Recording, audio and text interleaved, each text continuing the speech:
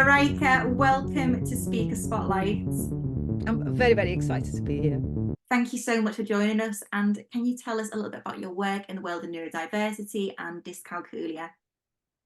Well, I'm a level 7 qualified specialist dyscalculia teacher and dyscalculia assessor.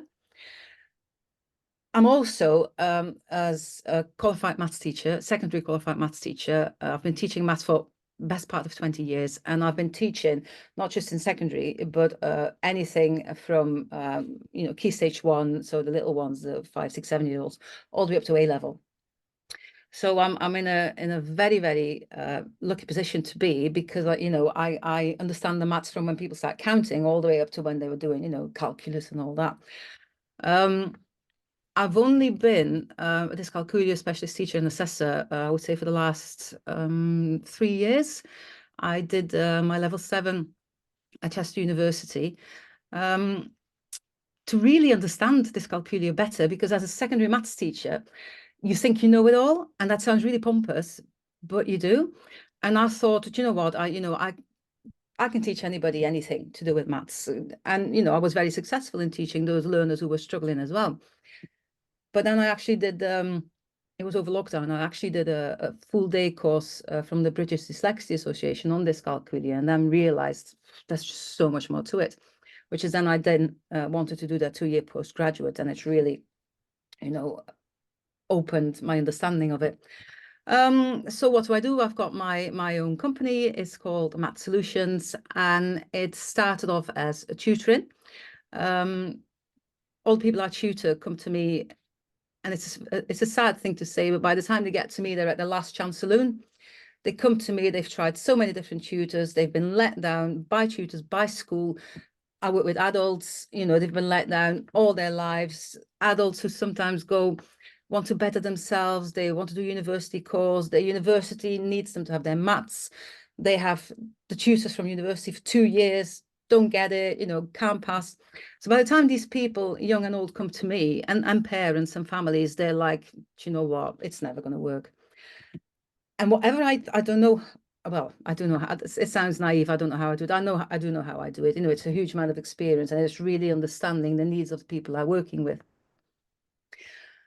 And often during my first lesson with them, they look at me and you just see their eyes going open, and they're like, oh my word, I'm getting this. Yeah, it is that instant relief. And the sad thing about it is, it's like a last chance when teachers like yourself get involved. But the amount of teachers and educators, especially in the world of maths, even in recent years, still don't know what dyscalculia is, and that lack of knowledge around it, because it is so significantly under researched compared to dyslexia, dyspraxia, ADHD, ASD. It's quite unheard of still, but it affects so many people.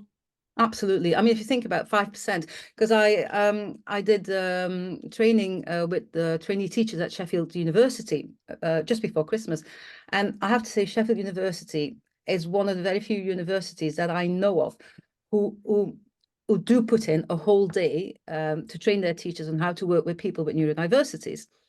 So it's actually the 5th year I've been going there to talk about this dyscalculia.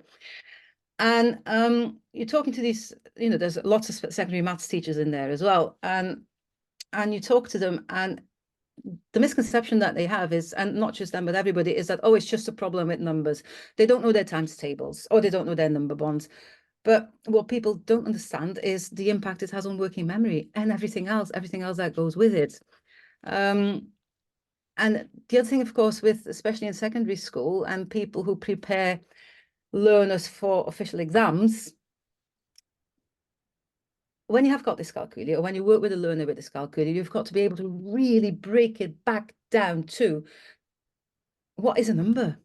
Yeah, absolutely. Yeah. It's those basics. I'm dyscalculic myself, and that exact scenario. I failed my GCSE in maths after I had private tutor support, and I just couldn't get it. But you really do have to get back to basics, and not only that, it's building the learner's self-esteem up, because Exactly.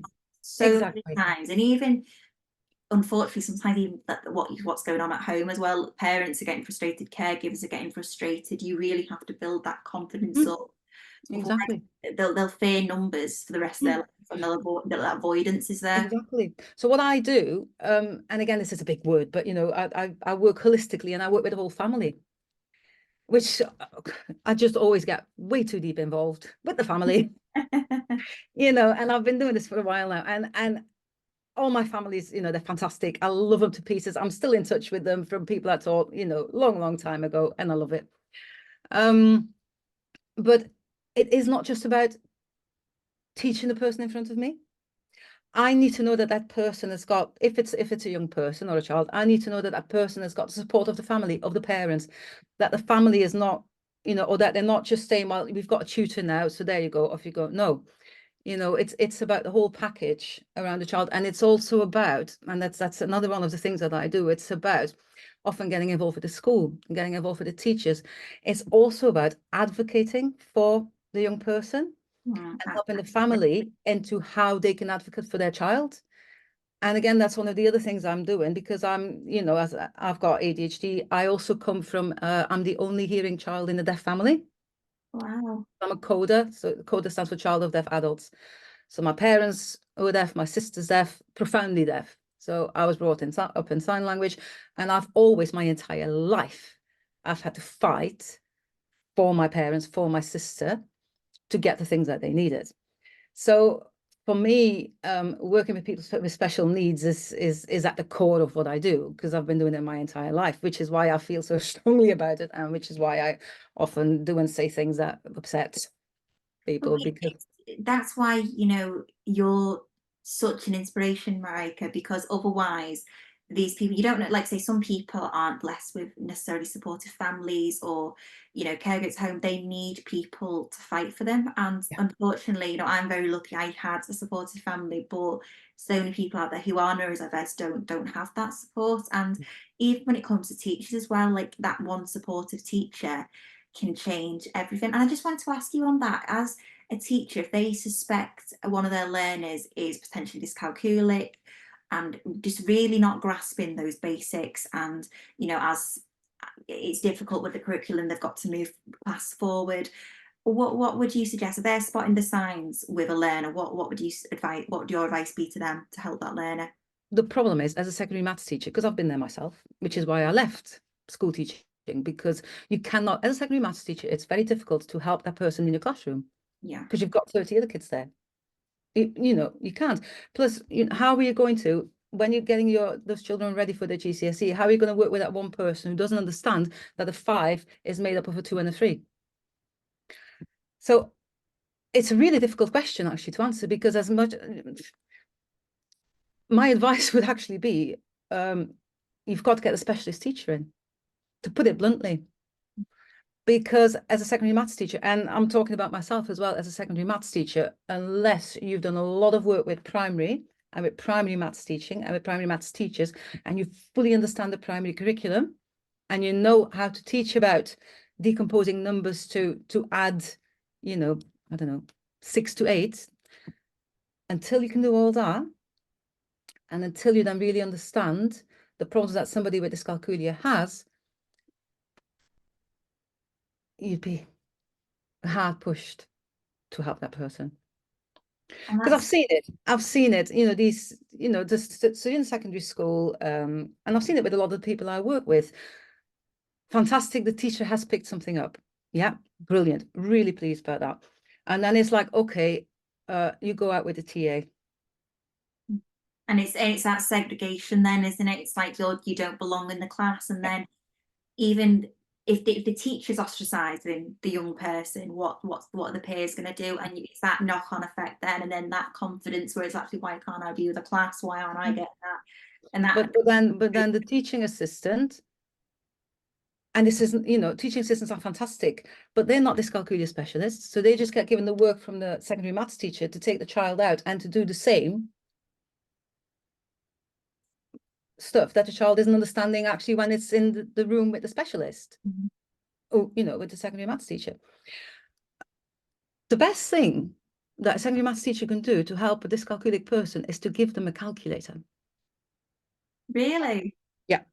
And I know I've been saying this for years, and I'm having so many rants about it. And it's what I say, it's what I said when I was at Sheffield Uni as well. Somebody who's dyscalculic is not stupid. No, Yeah. absolutely not. Let's just get that out there. Absolutely. I mean, I work with dyscalculic learners who are incredibly intelligent. I work with dyscalculic adults who have got really high ranking jobs. Yeah. They're really not stupid. The only thing the problem is that they don't understand numbers and how numbers are made up. Now, a specialist can work with that person to help that person understand it. As a secondary maths teacher, if you're doing geometry or whatever it is you're doing, give the child a calculator, even if you're doing times tables. What is the point of having this poor child sat there writing down? So going, I don't know, 4 times tables, 4, 5, 6, 7, 8, 12. It's cruel. Yeah, and again, it's like startled rabbit, because that's something, if they go around the class, they fire out, can you say what 5 times 5 is? It's like, oh my God. Exactly. But if you give them time and they find a method that works for them, they probably know that equation, Yeah. but doing it that way, it's that maths anxiety that comes. Exactly. And the anxiety will then affect the working memory. And if you Yeah, haven't got working memory, absolutely. how can you find an answer in your brain to answer this question? So, in fact, now, so the first thing for maths teachers or anybody in secondary school, geography, science, allow them to use a calculator, because then, and again, I fight this fight with all of the children, all of the young people I work with who are in secondary school. I say to the parent, ask if they can, ask school if the child can use a calculator. Right? Parents like, okay, that makes sense, because they learn all the number work with me. Yeah, and lots of other stuff as well. But I'm building their understanding. When they then go back to school and they're learning about angles in a triangle, they understand the concept of angles in a triangle, or they can learn that. They can't access the work because they've got to do 180 take away, I don't know, 97. So by the time they've worked out that question, their peers are 7 questions ahead. And they then think, well, I can't do it anyway, I'm stupid, look at me. And no. When you put it in those terms, Marijke, it's actually so simple and straightforward. Actually, it's just common sense, and you think, well, that's the isolating that method. But hearing from expert speakers like yourself, hearing from people who work with dyscalculia every day, they know they're going to benefit so much from hearing it. And for the first time ever, we're doing the Dyscalculia Show 2024. You're one of the speakers there. This is, from what you've just said, just a snippet from this speaker spotlight. People are going to benefit so much from hearing from you. Yeah, and it's a difficult one because I was asked, okay, because I think you've got to take it. Is it aimed at parents, at teachers? And well, it's actually aimed at parents to give them the confidence that your child will get there. With the right support, your child will get there. It's aimed at teachers, and like, look, this is what you should be doing. This is how you can help this person understand. As simple as people think it is. And it is really important to get that out there. It is a misconception. A diagnosis, dyslexia, dyscalculia, will not qualify you automatically for exam access arrangements. It's different when you have a diagnosis of ADHD, autism, yeah, because that's a clinical diagnosis. It still will not automatically qualify you. You still have to, your teachers will still have to show evidence that it is your normal way of working and that you will benefit from it. Yeah. But with a specific learning difficulty like dyslexia, dyscalculia, dyspraxia, the school or somebody linked to the school has got to assess you before the exam, and then it's got to be applied for. Marijke, where can people find you? And in the meantime, before the Dyscalculia Show, where can people find out about your services and find out where they can get support? So my company's called Maths Solutions. So it's 2 S's because Maths has got an S and then Solutions has got an S. Yeah. So if they just Google Maths Solutions, they will, my little business will come up. I'm having a website which is ready to go any day now. At the moment, it's just a landing page, but people can go on there. They can just, fill in a little form and get in touch.